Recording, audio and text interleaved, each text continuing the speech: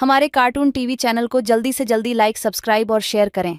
बहुत भूख लगी है, जरा खाने को कुछ दे दो तो भगवान तुम्हारा भला करेगा। साधु महाराज, आपको तो मुखिया जी ने गांव से बाहर निकाल दिया था, फिर यहाँ क्यों आए हो? आप जाइए तपस्या कीजिए। आप तो सालों से तपस्या कर रहे हैं, क्या भगवान आपको शक्ति नहीं दे रहे हैं? अरे आप शक्ति से ही पेट भर लीजिए। हाँ, सही कह रहा है सामू भाई, ये साधु लोग का मांगने खाने की आदत हो गया है। अरे जाओ यहाँ से। साधु महाराज, तुम्हें कुछ नहीं मिलेगा इस गाँव में। दुखी मन से एक पेड़ के नीचे जाकर बैठ जाते हैं। हे ईश्वर, अब इस कलयुग में साधु संतों के लिए भी कोई जगह नहीं रही, सभी के दिल पत्थर हो गए हैं। मुझे इस शरीर से मुक्ति दे दो प्रभु। साधु वहीं बैठे भूख से तड़प रहे थे, मगर कोई भी उनकी मदद नहीं करता। फिर रात हुई। रात के समय उनकी सांस अटकने लगी, पर कोई भी पानी देने वाला नहीं था और वो वहीं तड़प तड़प कर प्राण त्याग देते हैं।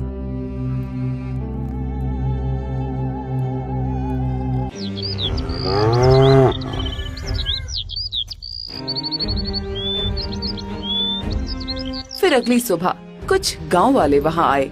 अरे ये साधु तो मर गया, अब क्या होगा? अरे हाँ भाई, अब इसे कौन दफनाएगा? इसे छूना भी पाप है। चलो, हमें क्या, हम यहाँ से चलते हैं, हमें इससे क्या मतलब।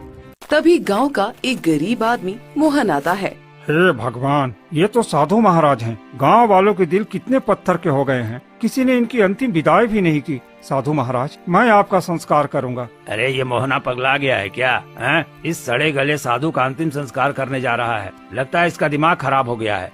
अरे जाने दे, ये भी गरीब साधु भी गरीब, क्या पता इन दोनों का किसी जन्म से रिश्ता रहा होगा। फिर मोहन साधु का शव उठाकर जंगल में ले जाता है।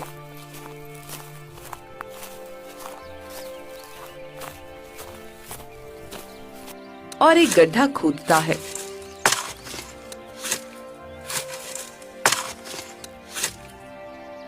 और साधु महात्मा को वहां दफना देता है। हे साधु महाराज, यदि हमसे कोई गलती हुई हो तो क्षमा कर दीजिएगा, अपना आशीर्वाद बनाए रखिए और गांव वालों को भी माफ कर दीजिएगा। मैं पूरे गांव वालों की तरफ से क्षमा मांगता हूँ। फिर मोहन घर लौट आता है।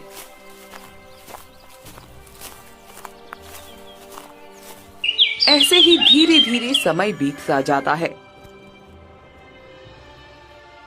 और एक दिन मोहन के पिता की तबीयत खराब हो जाती है। मोहन बेटा और लखन, लगता है कि अब मैं नहीं बचूंगा।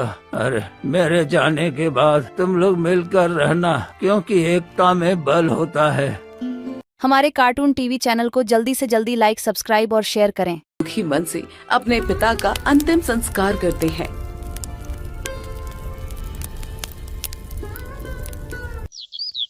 कुछ दिन ऐसे ही बीत जाते हैं और एक दिन उसका बड़ा भाई लखन मोहन से कहता है। देख मोहन, पिताजी का पूरा इलाज मैंने करवाया है, उनका पूरा खर्चा मैंने दिया है और काम में भी जो खर्चा आया वो भी मैंने किया है। तूने तो एक फूटी कौड़ी भी नहीं दी। अरे भैया, ये आप क्या कह रहे हैं? पिताजी की जमीन का जो भी अनाज बिकता है सब आपके पास ही जाता है, तो खर्चा भी तो आप ही देंगे ना। क्या तुम मुझसे जवान लड़ाएगा? अरे मैं बचपन से ही मेहनत कर रहा हूँ, पिताजी के पीछे पीछे घूमता रहा हूँ। ये घर भी मैंने बनवाया है, जमीन भी खरीदने में मैंने ही मदद की है, इसलिए ये सब मेरा है, तेरा इसमें कुछ नहीं। भैया, ये आप कैसे कह सकते हैं? ये पिताजी की मेहनत से बना है, इसमें मेरा भी हक है। मैंने कह दिया ना, तेरा इसमें कुछ नहीं है। तू अपनी पत्नी को लेकर यहाँ से निकल जा। इतने में मोहन की पत्नी सुनीता आ जाती है। भैया, आप ये क्या कह रहे हैं? हम दोनों कहाँ जाएंगे? ये तो बाबूजी का बनाया हुआ घर है, इसमें हमारा भी हिस्सा है।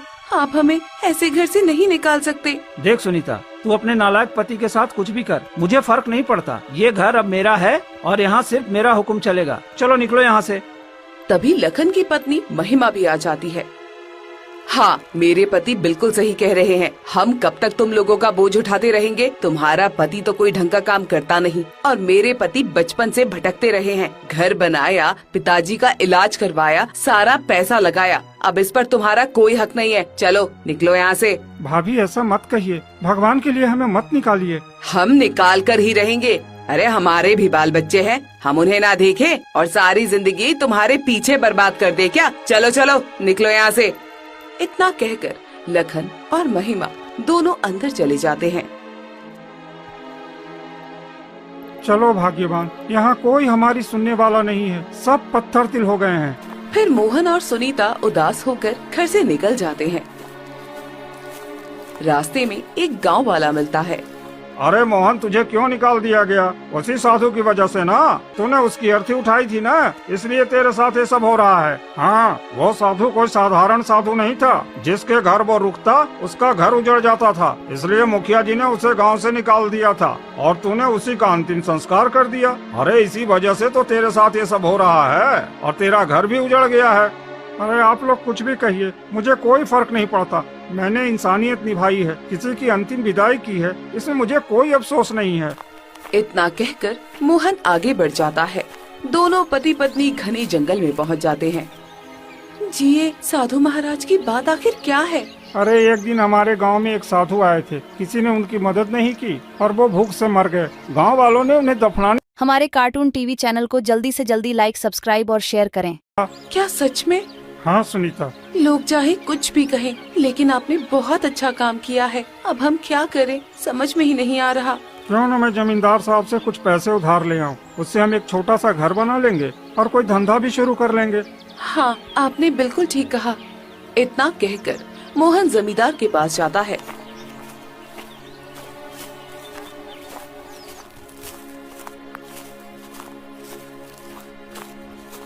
जमींदार साहब, मुझे कुछ पैसे उधार दे दीजिए। मुझे अपने लिए एक छोटा सा घर बनाना है। मैं कुछ दिन में आपके पैसे लौटा दूंगा।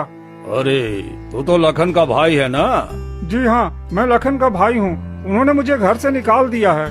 अरे तुझे तो तेरे भाई ने घर से निकाल दिया, फिर मैं भला तुझे पैसे क्यों दूं? और तू मेरा पैसा कैसे चुकाएगा? मैं तुझ जैसे भिखारी को पैसे नहीं देता। चल भाग यहाँ से। जमींदार साहब, ऐसा मत करिए, कुछ तो रहम करिए। मैं आपके पैसे चुका दूंगा।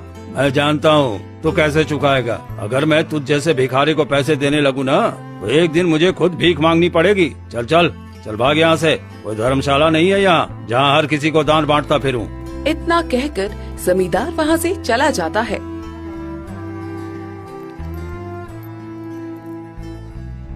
मोहन उदास होकर कुछ और जगह मदद मांगता है, लेकिन कोई उसकी मदद नहीं करता। थक हार कर वो अपनी पत्नी सुनीता के पास लौटता है। क्या हुआ जी, किसी ने हमारी मदद की? नहीं भाग्यवान, कोई भी मदद करने को तैयार नहीं है। अब हम क्या करें? देखिए, अगर हमें घर चाहिए तो खुद ही बनाना पड़ेगा। क्यों ना हम लकड़ी काट कर एक छोटी सी झोपड़ी बना ले? तुम सही कह रही हो। चलो जंगल से लकड़ी और घास लाकर झोपड़ी बना लेते हैं।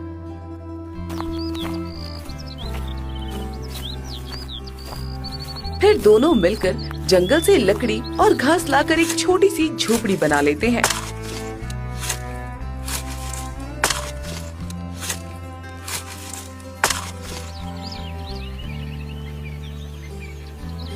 दो दिन उसी में बीत जाते हैं। घर का तो इंतजाम हो गया, लेकिन हम ऐसे भूखे कब तक रहेंगे? एक दिन तो हम मर जाएंगे, इसलिए अब खाने का कुछ इंतजाम करना होगा। लेकिन यहाँ जंगल में क्या मिलेगा खाने को? देखिए, यहाँ इतनी खाली जमीन पड़ी है, क्यों ना हम इसी में सब्जियाँ उगाएं और बेचें। इससे हमारा घर भी चलेगा और जमीन का भी उपयोग होगा। तुम ठीक कह रही हो, लेकिन ये जमीन तो बंजर है। यहाँ कुछ होगा या नहीं पता नहीं। भगवान पर भरोसा रखिए, कुछ ना कुछ जरूर होगा। ठीक है, अगर तुम कहती हो तो मैं आज ही गांव जाकर लोहार से एक फावड़ा ले आता हूँ और उसी से जमीन खोद। हमारे कार्टून टीवी चैनल को जल्दी से जल्दी लाइक, सब्सक्राइब और शेयर करें।